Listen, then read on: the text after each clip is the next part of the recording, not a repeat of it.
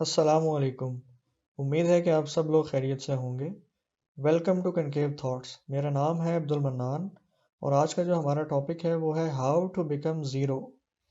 मैंने इस टॉपिक के हवाले से पोस्ट की थी अपनी फेसबुक पे और आप लोगों से रिक्वेस्ट की थी कि आप अपने कमेंट्स में बताएं कि हाउ टू बिकम ज़ीरो का क्या मतलब है। तो आइए हम कुछ कमेंट्स पढ़ते हैं और देखते हैं कि क्या लोगों ने सही मतलब बताया है या गलत मतलब बताया। मिस्टर हमाद कहते हैं how to start from zero. ठीक है।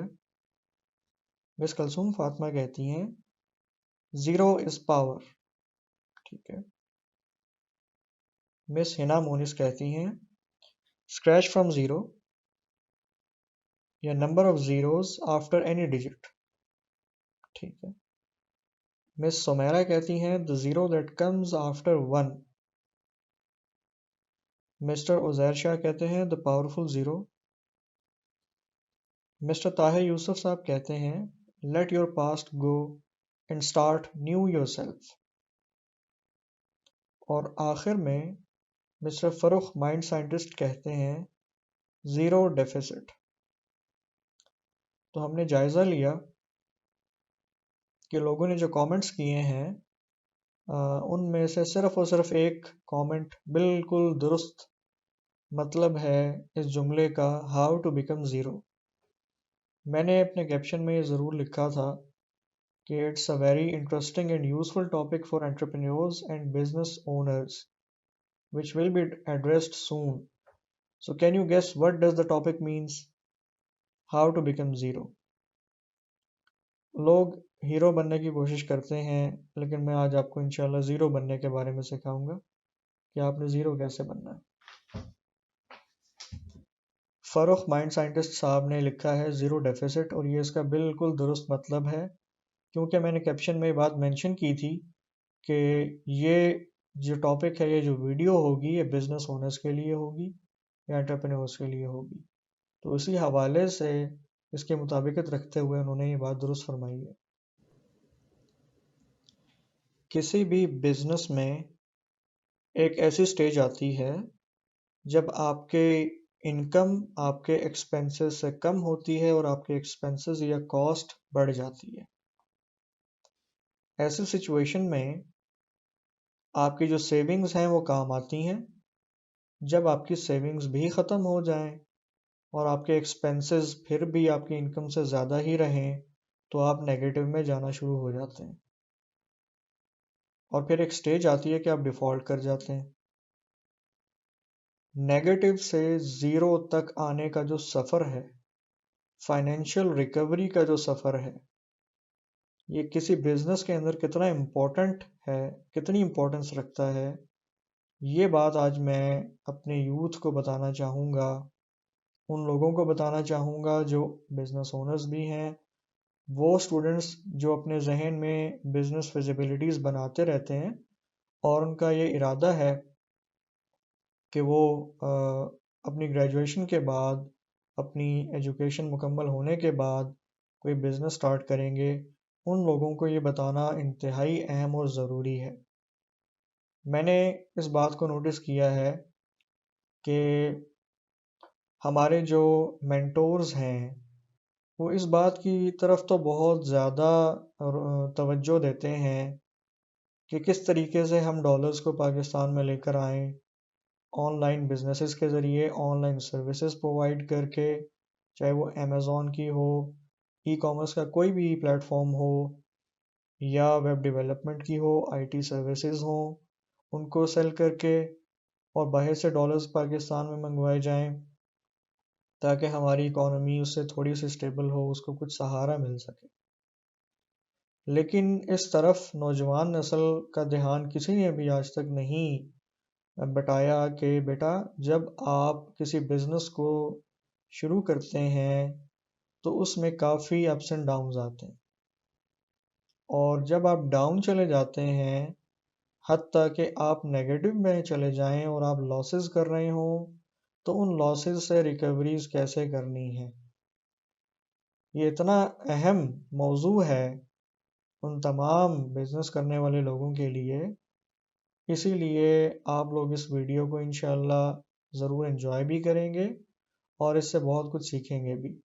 और अपनी ज़िंदगी में जो आपने बिज़नेस के हवाले से फ़ैसले लेने हैं, अभी आप यंग हैं, अभी आप स्टूडेंट हैं, या आप स्टूडेंट के बाद आप अपना कोई आपने बिज़नेस स्टार्ट करना है अपनी एजुकेशन के बाद, स्टूडेंट लाइफ के बाद, प्रोफेशनल लाइफ में जब आप एंटर हों, तो आपको ये सारी बातें इंतहाई ज़रूरी हैं कि आप अपने जहन में रखें। मैं चंद गुजारिशात करना चाहूँगा अपने इन मेंटोर भाइयों से या बहनों से जो एक पॉजिटिव चेंज लेकर आ रहे हैं सोसाइटी में, कि आप लोगों ने मिलियंस एंड बिलियंस की बातें तो कर ली, लेकिन अब नौजवान नस्ल को इस तरफ भी ध्यान उनका दिलाएं कि जब आप कारोबार शुरू करते हैं, जब आप बिजनेस स्टार्ट करते हैं, तो उसमें ये लोग लॉसेस से कैसे बच सकें।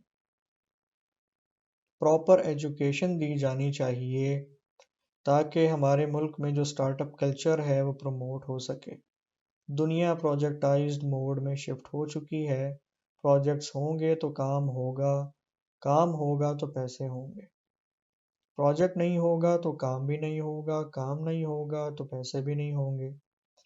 यही कॉन्सेप्ट फॉलो किया जा रहा है आहिस्ता आहिस्ता सरकारी इदारों में भी। आपके टीएडीएस ख़त्म कर दिए गए, आपके अलाउंसेस ख़त्म कर दिए गए, आपकी पेंशन्स ख़त्म हो जाएंगी कुछ अरसे तक, और आहिस्ता आहिस्ता आपको कॉन्ट्रैक्ट बेसिस पे शिफ्ट कर दिया जाएगा रेगुलर से। तो इसका क्या मतलब हुआ? इसका मतलब ये हुआ कि जो सरकारी जॉब्स में चार्म था, जो उसमें सहूलियात थी, आपको ओल्ड एज में जो पेंशन काम आती थी और जो अलाउंसेस मिलते थे, एक्स्ट्रा बेनिफिट्स मिलते थे, पर्क्स थे, वो सारी चीज़ें आपको पेज की सूरत में या अमाउंट्स की सूरत में मिलना शुरू हो जाएंगी। और आहिस्ता आहिस्ता ये सारा जो बोझ है हुकूमत के ऊपर इन पेंशन्स की सूरत में कर्ज़ों का, तो ये हुकूमत अपनी लाइबिलिटीज़ को कम से कम करेगी ताकि वो अपनी इकोनॉमी को मज़ीद बेहतर बना सके। क्योंकि दुनिया प्रोजेक्टाइज मोड में जा चुकी है बहुत पहले से, हम लोग बहुत देर से गए हैं। हमें ये बात समझनी चाहिए कि जो भी प्रोजेक्ट्स आते हैं, अब हमें उनके ऊपर काम करना है। लेट्स से किसी भी गवर्नमेंट के इदारे को सर्विसेज चाहिए, उन्होंने वेंडर्स को ढूंढना है। वो जो भी मटेरियल बनवाएंगे, बहुत सारा मटेरियल आउटसोर्स किया जाता है और वेंडर्स उनको बनाते हैं। तो अक्सर औकात ऐसा होता है कि जो गवर्नमेंट एम्प्लॉयज़ होते हैं किसी भी इदारे के अंदर, ख़ासकर जो प्रोक्योरमेंट साइड के होते हैं, जिनका काम ये होता है कि उन्होंने आउटसोर्सिंग करनी है किसी भी चीज़ की, वो लोग अक्सर औकात अपनी कंपनी खोल लेते हैं, उसी इदारे से ऑर्डर्स पकड़ते हैं, अपनी मैन्युफैक्चरिंग करते हैं और उस इदारे को सप्लाई करते हैं। ठीक है। तो इसका मतलब ये हुआ कि उनको ये बात नज़र आती है कि हमें जॉब से ज़्यादा कारोबार में फ़ायदा है। तो आहिस्ता आहिस्ता लोग उस गुलामी से निकल कर उस आज़ादाना रविश के ऊपर कारोबार को प्रमोट करेंगे और करने भी लग जाएंगे कारोबार, जब उनको ये बात समझ में आ जाएगी कि दुनिया इस प्रोजेक्टाइज्ड मोड में शिफ्ट हुई है। ज़्यादा देर तक कोई सरकारी इदारा भी आपको कॉन्ट्रैक्ट में नहीं रख सकेगा। प्राइवेट वालों को तो जब दिल चाहेगा वो आपको निकाल देंगे। प्रोजेक्ट होगा तो वो रखेंगे, प्रोजेक्ट नहीं होगा तो आपको फायर कर दिया जाएगा। जितनी भी हायरिंग्स होंगी उनकी बुनियाद यही होगी कि प्रोजेक्ट के बेसिस के ऊपर कॉन्ट्रैक्ट साइन किए जाएं। तो एक इंतहाई अहम फेज़ में हम लोग शिफ्ट हो रहे हैं, तो हमें इसका आदी खुद को बनाना पड़ेगा। अगर हम इसके आदी ना बने तो फिर इसका हमें नुकसान उठाना पड़ेगा। एक इशू, इम्पॉर्टेंट इशू जो फेस करना पड़ता है उन बिजनेसेस को जो न्यूली एस्टेब्लिश्ड होते हैं, वो यही होता है कि शुरू में तो उनके पास जब बजट होता है, उनके पास सारी चीज़ें होती हैं और वो सैलरीज भी पे कर पा रहे होते हैं, वो प्रोजेक्ट्स भी विन कर पा रहे होते हैं, उनके पास बैकअप में भी एक अच्छा खासा बजट होता है। लेकिन कुछ अरसे के बाद जब रिसेशन का टाइम आ जाता है या साल में ऐसे महीने आते हैं हर कारोबार पे जिसमें कोई काम नहीं होता, ऐसी सूरत हाल के अंदर क्या होता है कि वो लोग नेगेटिव में जाना शुरू कर देते हैं, क्योंकि उनके पास कोई पॉलिसी नहीं होती, उनके पास कोई एक्स्ट्रा बजट नहीं होता, उनके पास लॉस करने के लिए पैसे नहीं होते। ऐसी सूरत में वो स्टूडेंट हजरात, वो लोग, वो एजुकेटेड हजरात जो कारोबार शुरू करते हैं इस बुनियाद पर कि हमें ग्रेजुअली प्रॉफिट ही होगा, तो ये इंतहाई गलत कॉन्सेप्ट है। इस बुनियाद के ऊपर कभी भी कि आप हर वक्त प्रॉफिट में जाएं, ये ऐसा नहीं होता। आपको डाउन भी आना पड़ता है, आपको ज़ीरो पर भी आना पड़ता है और आपको नेगेटिव में भी जाना पड़ता है। जब आप नेगेटिव में जाते हैं तो ये आपके स्किल्स के ऊपर और आपके प्रोफेशनलिज्म के ऊपर और आपके बिजनेस के टैक्टिक्स के ऊपर डिपेंड कर रहा होता है कि आप कितना अच्छा कारोबार कर रहे हैं, कि आपने नेगेटिव से ज़ीरो तक कैसे जाना है। फाइनेंशियल रिकवरी की स्टेज को आपने जो है ना टैकल करना है, अपने लॉसेस को कैसे कम से कम करना है और कैसे आपने ज़ीरो तक पहुंचना है, क्योंकि अगर आप ज़ीरो तक पहुंच गए तो आप पॉजिटिव में भी जा सकते हैं। ज़ीरो से पॉजिटिव में जाने का सफ़र बहुत आसान है, नेगेटिव से ज़ीरो तक आने का सफ़र बहुत मुश्किल है। इसके लिए आपको बहुत सारे सेक्रीफाइसेस करने पड़ते हैं, अपनी लाइबिलिटीज़ को कम करना पड़ता है, अपने खर्चे कम करने हैं आपने हर सूरत में। आपका बड़ा ऑफिस है, आप उसको छोटा कर दें, आप डाउन साइजिंग शुरू कर दें, वो आपके एम्प्लॉयज़ जो ज़्यादा कारआमद नहीं हैं या जिनकी फिल वक्त ज़रूरत नहीं है, आप उनको फायर करें, आप बोल्ड डिसीजंस लें। आप अगर डिसीजंस नहीं लेंगे अपनी ईगो की बेसिस के ऊपर या रहमदिली की बेसिस के ऊपर कि लोगों का रिस्क लगा हुआ है और वो अगर हम उनको निकाल देंगे और तो उनके घर का सर्कल कैसे चलेगा, तो आपने इस बात को हरगिज़ नहीं सोचना, क्योंकि अल्लाह के ज़िम्मे ये रिस्क है। आपने अपने कारोबार के बारे में सोचना है और यही बोल्ड डिसीजंस आपको बाद में नुकसान ज़्यादा करके करना भी पड़ेगा, कि आपका नुकसान ज़्यादा से ज़्यादा होता जाएगा और फिर भी आपको फायरिंग तो करनी ही पड़ेगी। तो टाइमली डिसीजंस आपने लेने हैं। सबसे पहले अपनी लायबिलिटीज़ को कम करना है। अपने फाइनेंस मैनेजर से आपने पूछना है कि हमारा डेफिसिट कितना है। अर्ली स्टेजेस में आपने इस डेफिसिट को पकड़ना है। जो आपका लॉस हो रहा है, जब वो स्टार्ट होने लगे, आप ज़ीरो पर पहुंचने लगें और आपके जो है ना 2-3 महीने पहले ही आपको पता चल जाए कि अब हम इसके बाद अगर स्टेज आई ऐसे ही हालात रहे तो हम ज़ीरो से भी नीचे चले जाएंगे, तो फिर आपने स्ट्रेटजीज डिफाइन करनी है। अपने बोर्ड की मीटिंग्स फ़ौरन से बुला लें कि हम नए प्रोजेक्ट्स को कैसे विन करें, हमने मार्केट में अपने काम को डाइवर्सिफाई कैसे करना है। अगर हम एक ही प्रोडक्ट बेच रहे थे, अब हम कोई ऐसा नया प्रोडक्ट लॉन्च कर दें कि जिससे हम कमा सकें, हम वहां से रिकवरीज कर लें। आपने ये डिसीजंस बड़े टाइमली लेने होते हैं। और आप ये भी कर सकते हैं कि आप अपने बोर्ड्स की मीटिंग बिठाएं, उनसे मुशावरत करें कि भाई अब क्या किया जाए। हमारे पास 2 महीनों के सिर्फ जो है ना रिजर्व्स रह गए हैं, उसके बाद हम लोग लॉस में जाना शुरू कर देंगे, तो हम क्या करें। तो आपके पास बहुत सारे लोग ये मशवरा देंगे कि आप अपनी लाइबिलिटीज़ कम कर दें। ये बिल्कुल दुरुस्त बात है कि आपने अपने खर्चे कम से कम करने हैं। आप या तो दो तरीक़ों से ये लॉसेस को रिकवर कर सकते हैं, कि आप अपने खर्चे कम से कम कर दें, तो ऑटोमेटिकली आपकी इनकम बढ़ जाएगी। जैसे इमरान खान साहब के दौर के अंदर क्या हुआ था कि उन्होंने इंपोर्ट्स कम से कम कर दी थी, तो ऑटोमेटिकली जो आपकी एक्सपोर्ट्स हो रही थी वो ज़्यादा नज़र आने लग गई। एक लकीर छोटी कर दी तो उसके मुकाबले में दूसरी लकीर आपको बड़ी नज़र आने लग गई। उसको छेड़ा भी नहीं, एक्सपोर्ट्स आपकी एज इट इज़ थी, इंपोर्ट्स को कम कर दिया। यही तरीका होता है कि आपने अपनी लायबिलिटीज़ को कम करना है, खर्चे कम करने हैं, ताकि आपकी जो इनकम है वो उससे ज़्यादा हो जाए, तो आप लॉसेस में नहीं जाएंगे। अगर आप लॉस में चले गए, नेगेटिव में एक दफ़ा आ गए, तो वहाँ से रिकवरी करना बहुत मुश्किल काम है। जैसा कि अभी रिसेशन आया हुआ है और मुल्क की हालात भी दुरुस्त नहीं है, इकॉनमी की हालत भी बहुत ख़राब है, बहुत सारे बिजनेसेस बंद हुए हैं। कुछ लोगों ने अपने बिजनेसेस को टोटली शिफ्ट कर लिया दुबई साइड पे, यूएई साइड पे या यूके साइड पे। वो लोग बाहर निकल गए हैं जिनके पास इस्तिताअत थी। लेकिन जो बेचारे इस मुल्क में सरवाइव कर रहे हैं, छोटे बिजनेसेस वाले हैं, वो कैसे अपने लॉसेस को रिकवर करेंगे। उन्होंने रेंट्स पे करने हैं, उन्होंने अपने लोगों की तनख्वाहें देनी है, बिजली के बिल्स का एक और बम जो आवाम पर गिरा है, इसको भी तो पूरा करना है। इसके अलावा कितने मिसलेनियस एक्सपेंसेस होते हैं, कुछ फिक्स्ड कॉस्ट होती हैं आपकी, कुछ जो है ना फिक्स नहीं होती हैं, मिसलेनियसली हो जाती हैं। आपको पता नहीं चलता कि आपके खर्चे यहाँ पर भी हो रहे हैं। तो इसी तरीके से जब आप लॉसेस में जाते हैं तो उनको रिकवरी करने के लिए कुछ पॉइंट्स होते हैं जिनको नोट करना पड़ता है कि ये स्टेज आप पे आ सकती है, इसलिए आप लोगों ने इस चीज़ को भी अपने जहन में रखना है और फुली प्रिपेयर्ड रहना है कि जब आप बिजनेस स्टार्ट करेंगे तो आपको एक बात पता होनी चाहिए कि आपने लॉस से कैसे रिकवर करना है। एक तो अपने बिजनेस के ऊपर आपकी ग्रिप होनी चाहिए, सबसे जरूरी बात है। किसी भी प्रोडक्ट का आप कारोबार कर रहे हैं, उसकी परचेजिंग आपकी जितनी अच्छी होगी उतना आप ज्यादा कारोबार कर सकेंगे, अच्छा कारोबार कर सकेंगे। आपने वो वेंडर्स ढूंढने हैं, वो सेलर्स ढूंढने हैं जो आपको कम से कम मार्केट रेट के ऊपर वो प्रोडक्ट प्रोवाइड करें। फिर आपने उस प्रोडक्ट के ऊपर जो मार्केटिंग स्ट्रेटेजी यूज करनी है वो भी यूनिक होनी चाहिए ताकि आपका प्रोडक्ट बिके। और उसके बाद फिर आपने उसको एक्सपेंड करना है।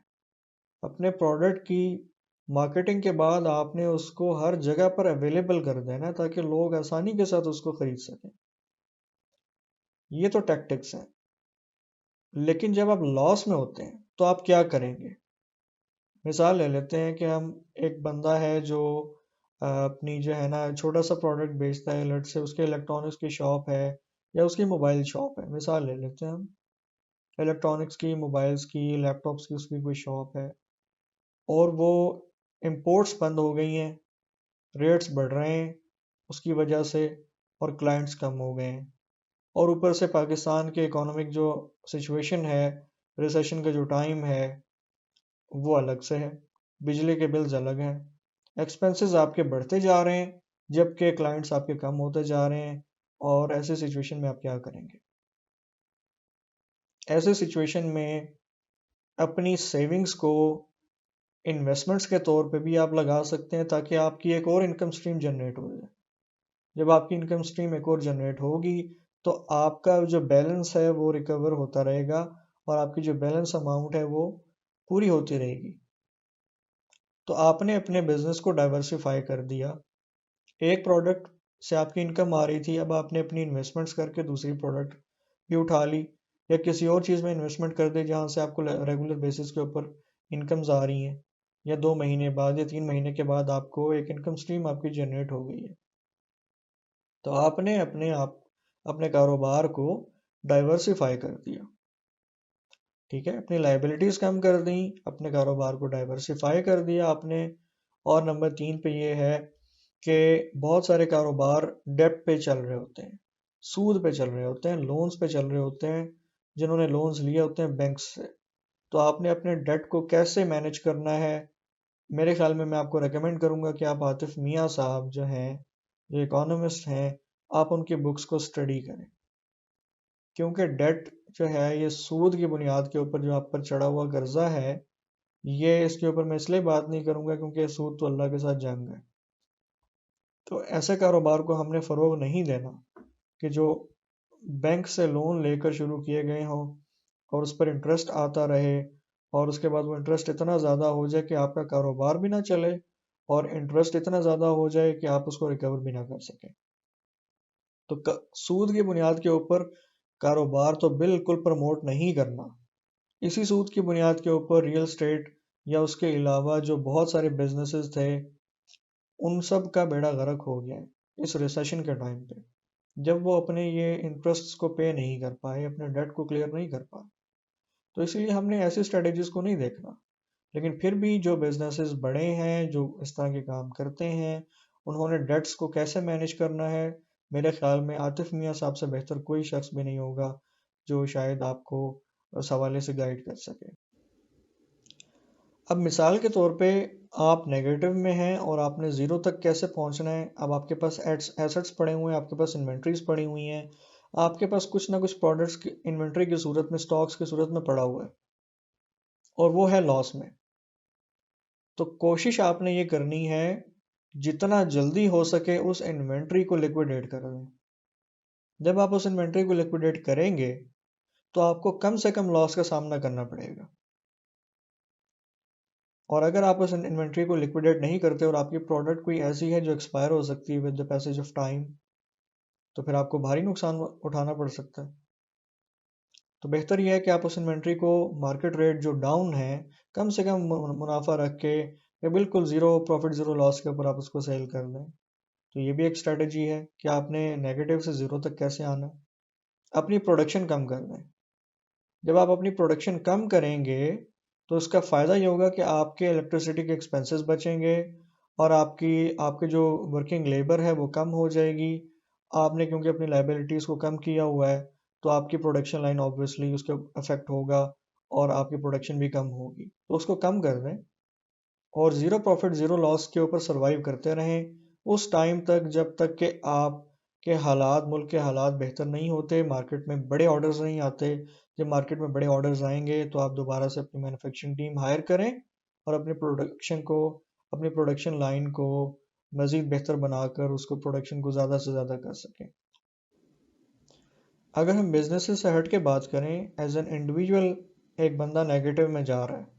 अब आप ये सोच रहे होंगे कि एक इंडिविजुअल आदमी जो काम करता है, कमाता है, अपनी फैमिली को सपोर्ट करता है, वो नेगेटिव में कैसे जा सकता है? उसने अपनी बेटे की शादी करनी है और उसने कर्जा ले लिया। उसने कोई कारोबार शुरू करना है, उसने कर्जा ले लिया। उसने जब लोन ले लिया तो ऑब्वियसली उसके ऊपर एक जो है ना जिम्मेदारी आ गई है जिसको उसने पूरा करना है और उस लोन को जब तक वो चुकाएगा नहीं वो नेगेटिव में ही रहेगा क्योंकि उसके एक्सपेंसेस ज़्यादा हैं, उसकी इनकम कम है, उसके ऊपर लाइबिलिटीज ज़्यादा है। वो लोन एज ए लाइबिलिटी उसके ऊपर हमेशा रहेगा जब तक कि वो उसको पूरा नहीं करता। अब वो नेगेटिव में है और उसने ज़ीरो तक कैसे आना है? ज़ीरो का मतलब है कि उसके ऊपर लोन ख़त्म हो जाए और वो ज़ीरो प्रॉफिट ज़ीरो लॉस के सिचुएशन में आ जाए, डेफिसिट उसका ज़ीरो हो जाए। उसको ये चाहिए कि वो भी अपने इनकम स्ट्रीम्स को ज़्यादा से ज़्यादा कर ले। मिसाल के तौर पे अगर हम एम्प्लॉय की बात करते हैं, वो कोई शख्स जॉब करता है, उसकी इतनी सैलरी नहीं है और उसने वालदा की तबीयत ख़राब होने की वजह से या किसी मेजर इमरजेंसी, मेडिकल इमरजेंसी की वजह से लोन ले लिया या किसी फंक्शन के लिए उसने लोन ले लिया या कारोबार के लिए लोन ले लिया, किसी भी सूरत में उसको लोन लेने की ज़रूरत पड़ सकती है। तो ऐसे कर्ज को कैसे अदा करना है, इसके लिए आपको ऑब्वियसली अपनी इनकम स्ट्रीम्स को बढ़ाना पड़ेगा। आप अगर एक जॉब कर रहे हैं, कोशिश करें कि आप दो काम शुरू कर दें। आप पाकिस्तान में रहते हैं तो लोग अक्सर ये काम करते हैं कि शाम के टाइम में जब उनको जॉब से ऑफ होता है तो वो अपने घर जाते हुए एक दो चक्कर वो लगा लेते हैं ऊबर के, करीम के या बाइकें चला लेते हैं। तो इस तरह से आपकी इनकम स्ट्रीम बढ़ गई तो आप कम से कम टाइम में उस लोन को पूरा कर सकते हैं। इसके अलावा कोई भी कारोबार आप एक्स्ट्रा कर सकते हैं, कोई भी आप प्रोडक्ट खरीद कर उसको बेच सकते हैं। आप ई कॉमर्स कर सकते हैं, लोकल मार्केट में ई कॉमर्स कर सकते हैं, फेसबुक पेज बनाकर कुछ प्रोडक्ट्स खरीद कर उसको ऑनलाइन मार्केट कर सकते हैं और उससे भी रिकवरीज कर सकते हैं।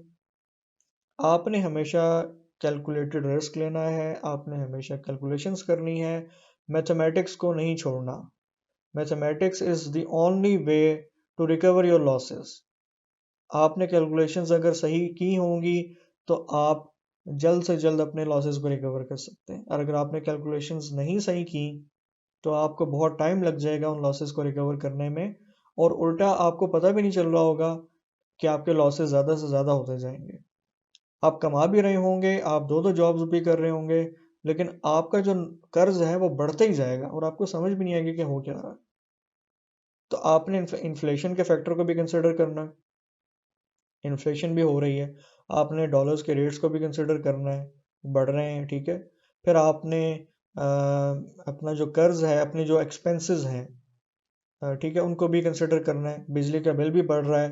अब आपने same units of energy consume किए हैं वन मंथ में और आपने same units of energy consume किए हैं दूसरे मंथ में, लेकिन आपकी बिजली का बिल ज़्यादा आया पिछले मंथ की निस्बत।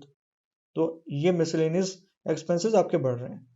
तो आपने कैलकुलेशंस पे कभी कॉम्प्रोमाइज़ नहीं करना कि अगर आपने अपने डेट्स को क्लियर करना है, आपने डेफिसिट से ज़ीरो डेफिसिट पे आना है, नेगेटिव से ज़ीरो पे आना है, तो आपको क्या स्टेप्स लेने पड़ेंगे, कितने टाइम में क्या कमाना पड़ेगा कि आप अपना कम से कम टाइम के अंदर या उस गिवन टाइम फ्रेम के अंदर आप जो है अपने लोन्स को पूरा कर सकें या अपने एक्सपेंसेस को मैनेज कर सकें या आप नेगेटिव से ज़ीरो पे आ सकें।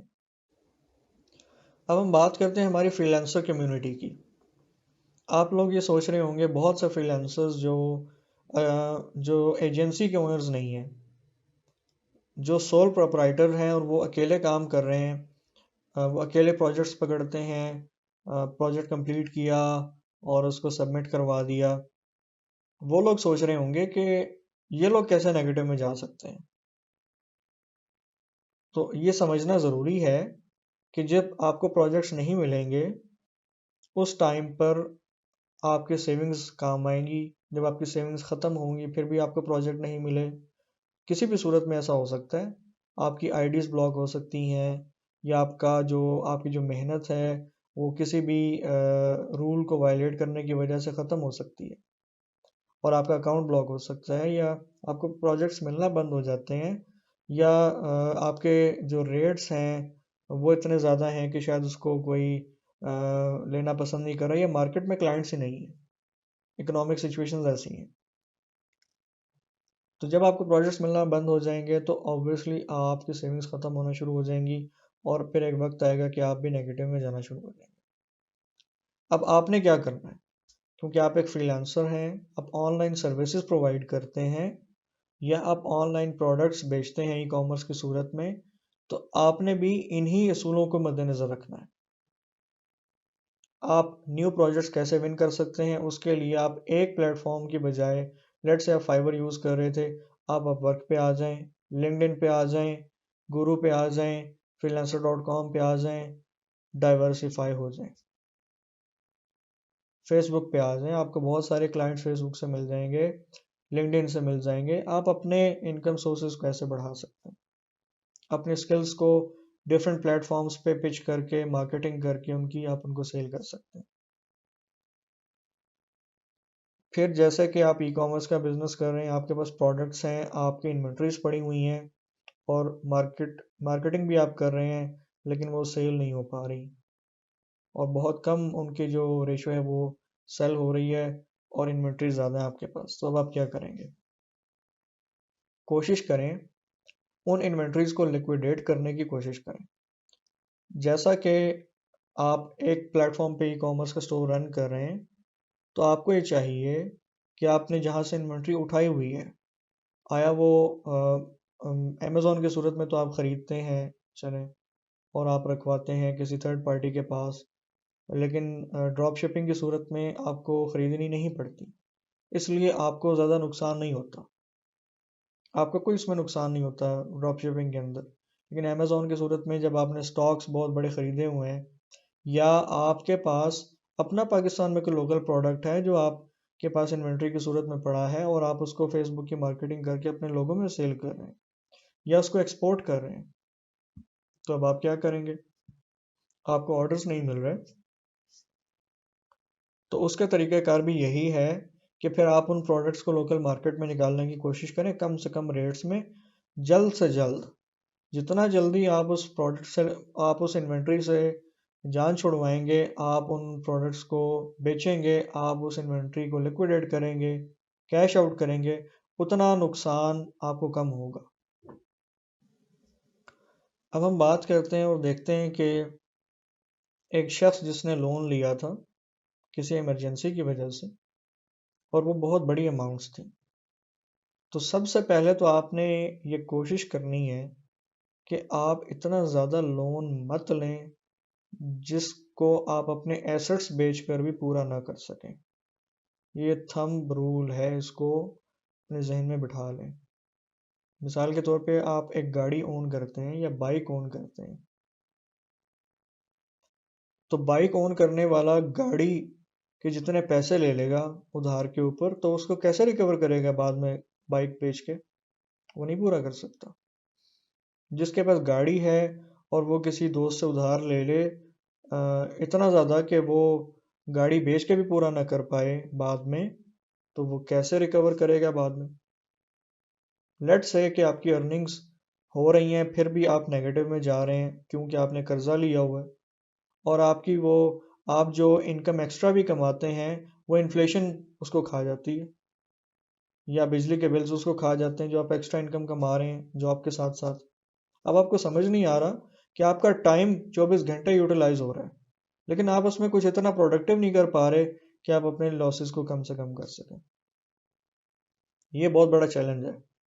इस चैलेंज को आप कैसे टैकल करेंगे ये आपके ऊपर डिपेंड करता है, उसके कुछ ट्रिक्स हैं। सबसे पहले तो आप अपने उस एसेट को सेल कर दें या अगर सेल नहीं करना, उस एसेट को सेल करके आपने उस बंदे को पैसे अगर क्लियर नहीं करने तो आप उस एसेट को सेल करके इन्वेस्ट कर दें, या उससे कोई ऐसे प्रोडक्ट खरीद लें जिसको आप फौरन 2 से 3 दिन के अंदर मार्केट में निकालें और अपने लॉसेस रिकवर कर लें। अब क्या चीज़ें खरीदी जा सकती हैं, मैं आपको उसका कुछ एग्जांपल्स की सूरत में आइडिया दे सकता हूँ। मिसाल ले लेते हैं, आपके पास एक गाड़ी थी और आपने मेहरान आप ओन करते थे, जो 12-13 लाख रुपए की गाड़ी थी आपके पास, लेट से, ठीक है, उसकी मार्केट वैल्यू इतनी थी। उसके अलावा आपके पास कोई एक्स्ट्रा एसेट्स नहीं है, कोई प्लॉट्स नहीं है आपके पास, घर का बर्तन है, घर का सामान, और घर आपका रेंट पे है। कोई एक्स्ट्रा ऐसी चीज नहीं है जिसको बेचकर आप उस कर्जे को अदा कर सकें या उस लॉस को रिकवर कर सकें और नेगेटिव से जीरो तक आ सकें। तो आपने जो टाइम फ्रेम मांगा हुआ है उस बंदे से जिससे आपने कर्ज लिया है, वो टाइम फ्रेम भी खत्म हो रहा है और वो बहुत करीब है खत्म होने के। और आपको पता है कि आपके जो टाइम है दिन का, वो आपकी जॉब पे भी खर्च हो रहा है। वो एक्स्ट्रा जो आप इनकम कमा रहे हैं उसको इन्फ्लेशन खाई जा रही है, उसको बिजली के बिल्स खाए जा रहे हैं जो हर दिन बढ़ रहे हैं, ठीक है, उसको पेट्रोल के खर्चे खाए जा रहे हैं जो पेट्रोल हर हर रोज महंगा हो रहा है। तो आप वो पूरा नहीं कर पा रहे। अब आपको चाहिए कि आपका जो एसेट है सबसे पहले आप उसको सेल कर दें, फौरन से पहले आप उसको सेल कर दें। गाड़ी को मार्केट में सेल कर दें जो आपके पास मेहरान थी। लट से आपके पास वो 13 लाख की गाड़ी थी, 12.5 में बिक गई, 50,000 का आपने नुकसान कर दिया, कोई बात नहीं, 12.5 लाख रुपए आपके पास आ गए। 12.5 लाख रुपए में आप किसी ऐसे दोस्त के पास जाएं, किसी ऐसे नेटवर्क के पास जाएं, किसी ऐसे लिंक के पास जाएं दोस्तों के थ्रू, कि आप वहां जाकर उनसे पूछें कि भाई मैं कौन सा स्टॉक उठाऊं होलसेल मार्केट से और मैं उसको रिटेल मार्केट में जाकर बेच दूं कि मुझे उससे कुछ मुनाफा हो जाए। अब आपने एनालाइज करना है कि आपके करीब करीब कौन सी चीज़ें होलसेल मार्केट में अच्छी मिलती हैं या नहीं मिलती हैं आपके पास, तो आप उसको आउटसोर्स करके मंगवा सकते हैं और यहाँ पे रिटेल मार्केट में बेच सकते हैं। मिसाल के तौर पे अगर आप इस्लामाबाद में रहते हैं और आप एक फ़ीमेल हैं और आपका इंटरेस्ट ज़्यादा कपड़ों के अंदर है, क्लॉथ्स में है, शॉपिंग में है, तो आपके पास एक गाड़ी थी, आपने किसी से कर्ज लिया था। अब आप उसको कैसे रिकवर करेंगी 12.5 लाख रुपए आने के बाद? आप मिसाल के तौर पे, क्योंकि जो लेडीज़ की वैरायटी ज़्यादा है वो फैसलाबाद में होती है, आप फैसलाबाद से माल मंगवा सकती हैं, वहाँ जाके ख़रीद सकती हैं, बहुत अच्छे रेट पे आपको चीज़ें मिल जाएंगी। आप उसको 50,000 रुपये की मार्केटिंग करें फेसबुक के ऊपर, ठीक है, और उसको सेल कर दें। ये एक तरीका आप अपना सकती हैं। कम से कम टाइम में आपके पास रिकवर हो जाएगी। और सारे के सारे 12.5 लाख रुपए आपने एक चीज़ पे नहीं लगाने, आप दो चीज़ों पे लगाएं, तीन चीज़ों पे लगाएं, ठीक है। उनसे तीन किस्म के प्रोडक्ट्स खरीद लें, उन तीन तरह की कैंपेन चला दें, मार्केटिंग कैंपेन्स फेसबुक पे, जिससे ज़्यादा रिस्पॉन्स आए, जो प्रोडक्ट आपका ज़्यादा बिके वो आपको ज़्यादा कमा कर दे जाएगा। तो ये भी एक स्ट्रैटेजी है, ठीक है। इसके अलावा मैं आपको बता देता हूँ कि अगर आप मेल हैं और आपका ज़्यादा सोशल मीडिया से इतना लिंक नहीं है और आप अनएजुकेटेड हैं, आपको ज़्यादा प्लेटफॉर्म से यूज़ नहीं करने आते हैं, तो अब आप क्या करेंगे? आपको ये चाहिए फिर कि आप कबाड़ की मार्केट में जाएं, कबाड़ खरीदें। ये जो कबाड़ है ना, इसको ब्लैक गोल्ड कहा जाता है, स्क्रैप की सूरत में, चाहे वो आयरन का हो, चाहे वो बोरियों की सूरत में हो, चाहे शॉपर्स की सूरत में हो, चाहे प्लास्टिक बॉटल्स की सूरत में हो, चाहे वो रबड़ की सूरत में हो, चाहे वो पीवीसी पाइप्स की सूरत में हो। हर तरह का जो स्क्रैप है ये गोल्ड से ज़्यादा कीमती है, आपने इसको समझना है। ये एक मिसाल दे रहा हूँ मैं आपको, आप कुछ भी बेच सकते हैं खरीद कर, वो आप पे डिपेंड करता है, लेकिन मैं आपको एक एग्जांपल दे देता हूँ कि चलें आप कैसे रिकवर करेंगे। लेट्स से हम एक एग्जांपल लेके उसको समझने की कोशिश करते हैं और हम एक केस स्टडी ले लेते हैं कि आपके पास जब 12.5 लाख रुपए गाड़ी सेल करके आए हैं, इन 12.5 लाख रुपए से आपने क्या किया? आप मार्केट में गए, अपने शहर के जो बाजार हैं आप वहां पर गए, और वहां पे लेट से आपका ताल्लुक किसी पंजाब के सेंट्रल पंजाब से है, और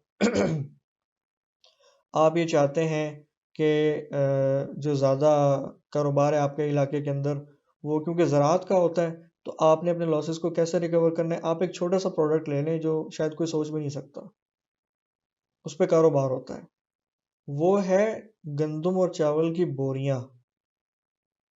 आप मार्केट में जाएं, जहां गोदाम है वहां जाकर आप खरीदना शुरू कर दें। 100 रुपए की, 150 रुपए की आप कैश पेमेंट उनको करें। एक बोरी आती है अलर्ट से, तो आप मार्केट से वो बोरियां खरीद कर शॉर्ट कर दें। अब बोरियां आपके पास पड़ी हुई हैं तो ऑब्वियसली आपके पास खरीदार भी आएगा। खरीदार आएगा या आपको ढूंढना भी पड़ेगा कि आपके पास इतनी ज़्यादा बोरियां पड़ी हैं। लेट से आपने 100 रुपए की एक बोरी खरीदी थी और आपके पास तकरीबन तकरीबन 20,000 बोरियां आ चुकी हैं लेट से, ठीक है, या 12,000 बोरियां आ चुकी हैं लेट से। तो 12,000 आपने 12.5 लाख रुपए में या 12 लाख रुपए में 12,000 बोरियां खरीदनी है लेट से। तो आप उसको वेरी नेक्स्ट डे जब रिसाइकलिंग प्लांट के पास बेचने जाते हैं और उसको कहते हैं कि मैं आपको 102 रुपए में दूंगा, ये बोरी जो मैंने खरीदी है, मेरे पास जो इतना बड़ा स्टॉक पड़ा हुआ है, उसका इंटरेस्ट इस बेस पे आपके अंदर आपके साथ होगा इंटरेस्ट उसका, कि आपके पास माल पड़ा हुआ है और उसने खरीदना है, तो वो एक ही बंदे से इतना ज़्यादा माल खरीद लेगा, इसलिए वो ज़्यादा निगोशिएट नहीं करेगा। आपने रेट लगाना है 102 रुपये, मिसाल है जी, तो 2 रुपये पर बोरी आपको बचत है। 12,000 के साथ मल्टीप्लाई कर दें, 24,000 रुपये आपने यहाँ से कमा लिए 4 से 5 दिनों के अंदर। तो अगर 24,000 रुपये आप 4 से 5 दिनों में कमा सकते हैं तो उसका मतलब ये है कि आप इसी तरह से कोई ना कोई और भी कारोबार करके प्लास्टिक बोतल्स ले लें। 1 किलो खाली बोतल 110 रुपये की मिलती है। 110 रुपये की 1 किलो खाली बोतलें मिलती हैं कबाड़ से। आप वहां जाकर रेट लगा दें 111 रुपये या 110 रुपये कैश में लूंगा मैं। मार्केट में लोग क्या करते हैं, उधार पे लेते हैं। जब वो बेचते हैं उसको स्क्रैप को प्रेस करके या क्रश करके या उसको जो है ना कट करके रिसाइकलिंग के लिए वापस भेजते हैं, तो वो बिकता है 150 रुपये का। 40 रुपये का मार्जिन है 1 किलो बोतल के अंदर। प्रोसेस्ड बोतल जो प्रेस हुई हुई होती है और जो स्क्रैप होता है उसके अंदर। इसी तरह से मैं आपको ऐसे ऐसे एग्जांपल्स दे सकता हूँ कि आप हैरान हो जाएंगे कि ये भी चीज़ बिकती है या हम इस तरह से भी कारोबार कर सकते हैं।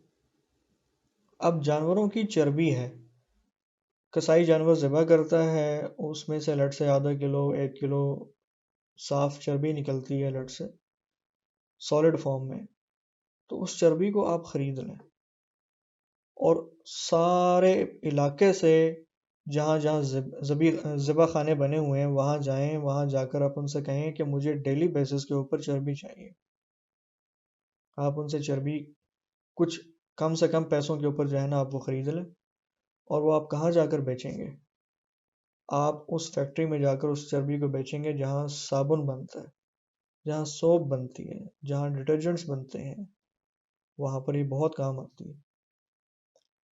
जहाँ घी बनता है, ठीक है, तो बहुत सारी इंडस्ट्रीज हैं जो इस चर्बी को इस्तेमाल करती हैं। तो मैंने आपको पहले सिचुएशंस बताई कि कैसे कैसे सिचुएशंस आपको बिजनेस में फेस करना पड़ सकती हैं। उसके बाद फिर मैंने डिफरेंट तरह के जो प्रोफेशंस हैं, डिफरेंट प्रोफेशंस हैं, उनके हवाले से आपको बताया कि आप कैसे कैसे नेगेटिव में जा सकते हैं और उससे पॉजिटिव तक कैसे आ सकते हैं। ज़ीरो इज़ ऑलवेज पॉजिटिव, क्योंकि ज़ीरो के बाद हमेशा पॉजिटिविटी होती है। आप पॉजिटिव में जाना शुरू कर देते हैं, अगर आप ज़ीरो तक पहुंच गए तो ज़ीरो से नीचे रहेंगे तो आप नेगेटिव में रहेंगे। ज़ीरो का जो फिगर है वो कभी भी नेगेटिव नेगेटिव ज़ीरो नहीं होता, ज़ीरो हमेशा पॉजिटिव होता है। तो आपने नेगेटिव से ज़ीरो तक आने के लिए जो स्ट्रगल करनी है वो मैटर करती है आपके बिजनेस को सस्टेन करने में और आपके बिजनेस के फ्यूचर को डिसाइड करने में बहुत अहम किरदार है इस बात का। कारोबारी वही बंदा होता है जो अपने कारोबार के लॉसेस को कम से कम टाइम में रिकवर करना जानता है। अगर आप अपने कारोबार के लॉसेस को कम से कम वक्त में रिकवर करना नहीं जानते तो आप अच्छे कारोबारी नहीं हैं। तो मैंने आपको उसके बाद सॉल्यूशंस प्रोवाइड किए कि एक कॉमन मैन क्या कर सकता है। ये सॉल्यूशंस हर कारोबारी के लिए बहुत अहम है और हर कॉमन मैन के लिए बहुत अहम है, जिसने भी कर्जा लिया हुआ है, जिसने भी लोन लिया हुआ है, जो भी नेगेटिव में जा रहा है। तो आपने नेगेटिव से ज़ीरो तक आने के सफ़र को इस तरह से पूरा करना है। उम्मीद है कि आप सब लोगों को ये वीडियो पसंद आई होगी। आपको इंतहाई अजीब किस्म की मिसालें भी मैंने इसलिए दी हैं ताकि आपको ये बात समझ में आ जाए कि कोई भी चीज़, किसी भी चीज़ पे कारोबार हो सकता है। और शायद आपको इसने हैरान-कुन भी किया हो कि ये अजीब सी चीज़ें हैं जो हम सोच भी नहीं सकते थे कि ये भी खरीदी और बेची जाती हैं। तो उम्मीद करता हूँ कि आपको ये वीडियो पसंद आई होगी। अब तक के लिए इतना ही। नेक्स्ट आने वाली जो हमारी वीडियो होगी वो इन्वेस्टमेंट मॉडल्स को समझना होगा। कारोबार में इन्वेस्टमेंट मॉडल्स कैसे होते हैं और कितनी किस्म के होते हैं, और उनके ऊपर उनमें से फ्रॉड कौन से होते हैं, क्या चीज़ें नोट करनी है आपने कि आपको पता चले कि ये इन्वेस्टमेंट मॉडल फ्रॉड है या नहीं है। ये इंशाल्लाह हम नेक्स्ट आने वाली वीडियो में डिस्कस करेंगे। अब तक के लिए इतना ही। अपना ख्याल रखिएगा। अल्लाह निगहबान। अस्सलाम वालेकुम।